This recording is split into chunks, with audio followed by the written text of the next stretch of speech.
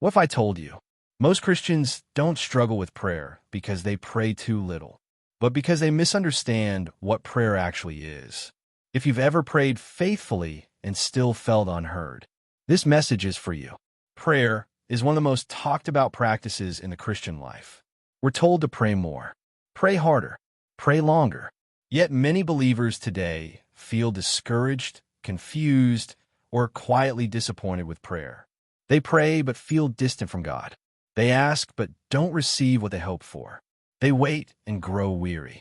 In a world full of anxiety, pressure, and uncertainty, prayer should be our greatest refuge. But for many, it has become a place of frustration instead of peace. And the reason may not be lack of faith, but a misunderstanding of prayer itself. Let's begin with the words of Jesus. Matthew chapter 6, verse 7-8. And when you pray, do not use vain repetitions as the heathen do, for they think that they will be heard for their many words. Therefore do not be like them, for your Father knows the things you have need of before you ask Him. Jesus is not saying prayer is unnecessary. He is correcting how people understand prayer. Prayer is not about convincing God. It is not about perfect wording. And it is not about repetition earning attention. God already knows. Next, listen to this. Matthew chapter 6, verse 10. Your kingdom come. Your will be done on earth as it is in heaven. Jesus places this before daily needs. That order matters. Prayer is not first about changing circumstances. It is about aligning the heart with God's will. Now, consider this. 1 John chapter 5, verse 14. Now, this is the confidence that we have in Him, that if we ask anything according to His will, He hears us. God hears prayers rooted in His will, not prayers trying to replace it. And finally, Luke chapter 22, verse 42. Father, if it is your will, take this cup away from me. Nevertheless, not my will, but yours be done. Even Jesus prayed this way. Here is what most Christians overlook about prayer. Prayer is not meant to control God, it is meant to transform us. Many people approach prayer as a spiritual transaction. If I pray enough, God will do what I want. But biblical prayer is not persuasion. It is submission. Prayer doesn't bend God's will toward us. It bends our hearts toward God.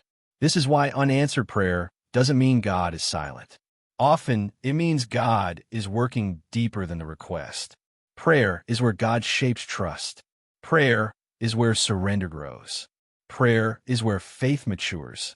When Jesus prayed in Gethsemane, the situation didn't change, but He was strengthened to obey. That is the power of true prayer. If you've been praying and waiting, you are not forgotten.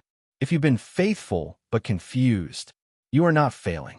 God is not measuring the length of your prayers. He is looking at the posture of your heart. Prayer is not about getting God to move faster. It is about learning to walk with Him faithfully step by step. Sometimes God answers with yes, sometimes with no, and sometimes with wait. But He always answers with love, wisdom, and purpose. Your prayers are not wasted. Your tears are not ignored. Your faith is not unseen. So today, shift the focus of your prayer. Instead of asking, God, why hasn't this changed? Ask, Lord, what are you shaping in me? Pray with honesty. Pray with humility. Pray with trust. And rest in this truth. God is not distant. God is not silent. God is working even now. Take a moment today to pray not for outcomes, but for alignment. Not for control, but for trust. Not for answers, but for closeness with God. If this message spoke to your heart, spend time in quiet prayer tonight. Let God lead the conversation. And remember, the deepest prayers are often the simplest ones. Father, your will be done. Amen.